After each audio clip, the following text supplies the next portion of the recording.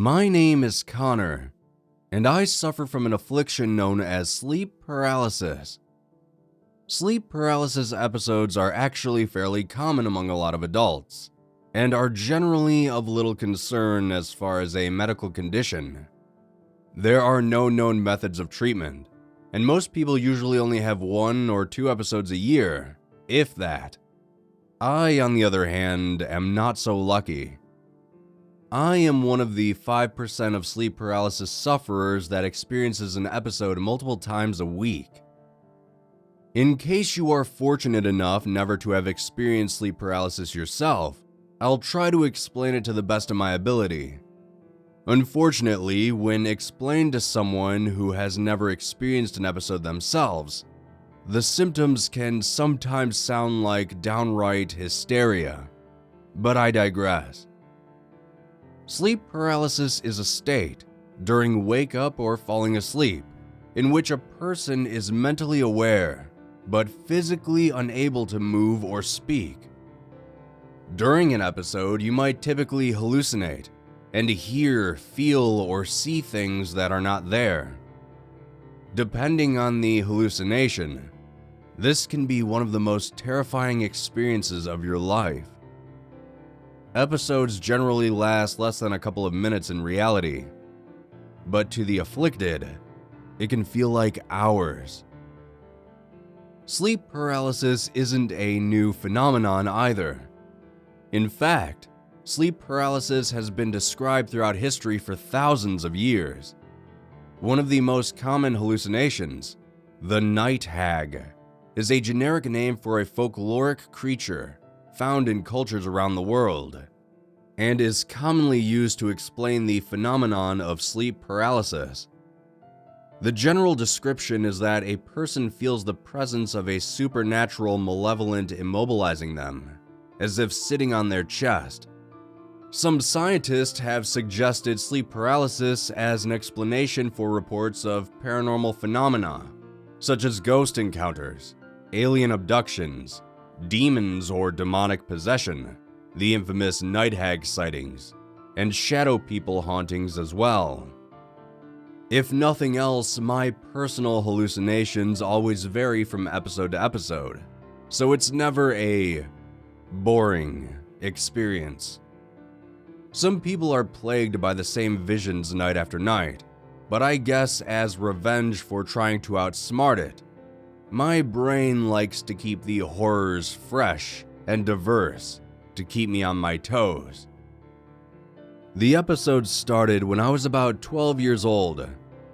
I was a foster kid being bounced around from group home to group home.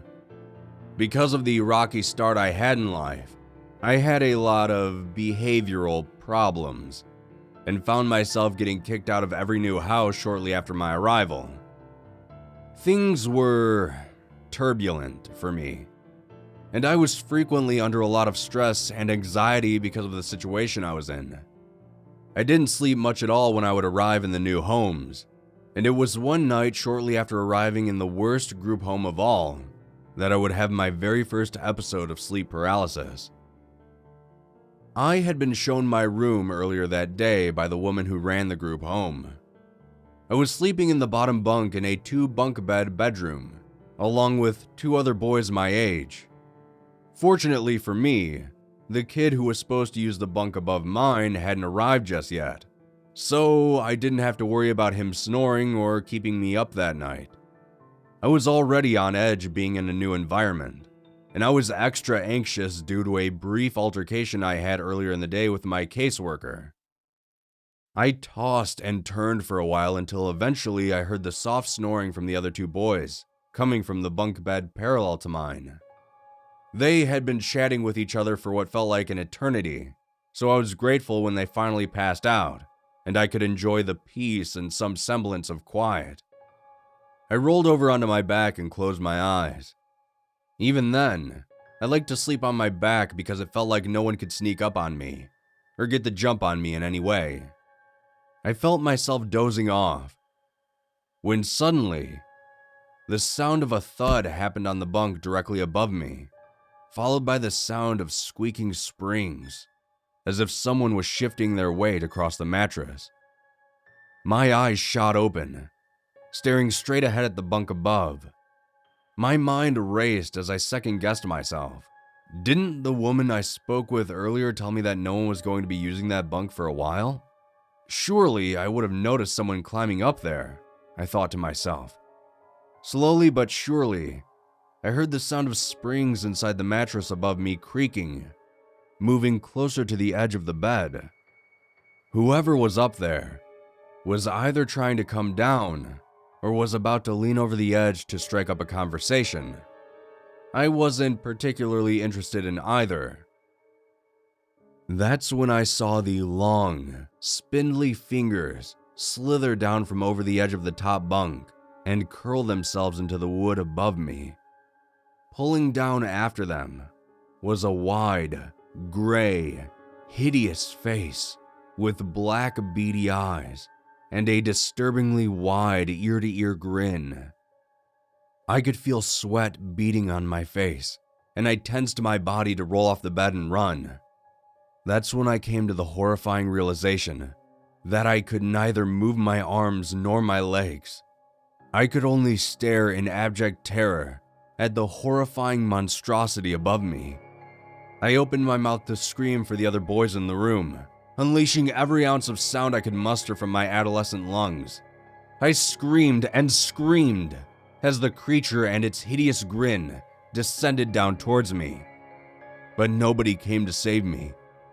Eventually, I blacked out, I assume from the terror of what was happening. I awoke the next morning safely in my bed, lying on my back, exactly as I had fallen asleep. Remembering the night before, I quickly sat up and looked over to the boys lying in the bunk across from mine, making sure they hadn't been massacred by whatever demon creature had been in here with us the night before. Both of them were awake and unharmed, hanging out on their beds and talking to one another about their plans for the day. Shaken, I asked them how they didn't hear me screaming for them the night before. One of them shrugged, and the other shook his head and confirmed that I hadn't made a sound all night. One of the boys even said he had gotten up shortly after falling asleep to use the bathroom, and I was dead asleep the entire time. These episodes would continue, but it wasn't until I was an adult living in my own apartment that I would finally have a medical professional explain sleep paralysis to me. Until then, I simply thought that maybe my hallucinations were some kind of paranormal psychic connection to the supernatural, or possibly the symptom of an underlying repressed trauma that I needed to work out.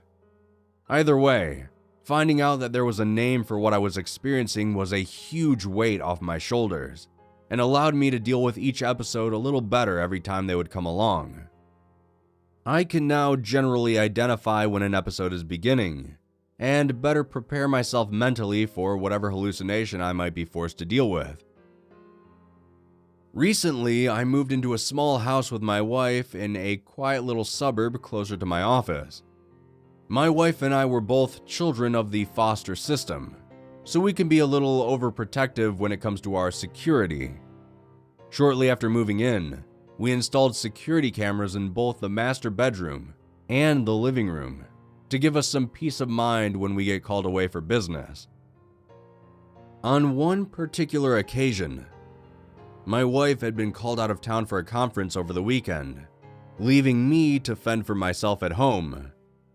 The week I had at work was incredibly stressful, so after coming home on a Friday evening, I took a quick shower and hopped straight into bed. Maybe minutes after drifting off, I began to feel that eerie sensation creeping down my spine. I had experienced it enough to recognize the phantom feeling of being watched. I heaved a deep sigh and prepared myself for whatever hallucination this episode might bring me.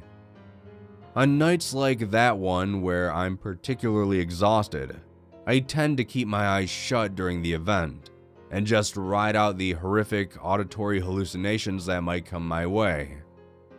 Sometimes it's the sound of screaming. Sometimes it's growling noises from some unseen monster in the darkness. That night, it was only footsteps, then some rummaging, then the sound of the bedroom door latch clicking shut. It wasn't unusual for an episode to involve some kind of intruder who would let themselves in, poke around a bit, and then leave. Not only did I not pay it a second thought, I never even opened my eyes before drifting right back off to sleep. The weekend passed without me ever thinking about the episode a few nights before, and Sunday evening arrived before I knew it. My wife arrived home and I greeted her before heading off to the office to get an early start on some spreadsheets that my boss would be expecting on his desk the next morning. When I arrived home, my wife called me into the other room and told me to look at her laptop right away. My stomach sank as I saw the color drain from my wife's face, as she asked me if I had checked the security tape from the night she had been gone. Nothing out of the ordinary had happened, so I told her that I hadn't had a reason to. She wordlessly turned the laptop to face me, and I watched a time lapse of that Friday evening begin to play back. Around 15 minutes after I arrived home, shortly after I had gotten into the shower, the figure of a man wearing a ski mask and all black clothing opened the door to the bedroom and began to look around the room for valuables. He seems to hear the shower turning off and shuffles over to the open closet on the other side of the room. I lie down to go to sleep, and shortly after, the masked man quietly re-enters from the closet, checking the dressers for valuables before leaving and shutting the door behind him. We immediately called the police and searched around the house for anything that might have been taken. A few forgettable odds and ends appeared to be missing, but otherwise nothing else worth mentioning. After reviewing the same footage from the perspective of the living room camera, it's clear to see that in my stressed out haze, I had forgotten to arm the alarm system behind me after coming home from work. The intruder came in through the garage door, which we usually leave unlocked out of habit. I consider myself lucky that I wasn't seriously hurt or even killed, but one thing is for certain. I will never be able to dismiss an episode of sleep paralysis ever again.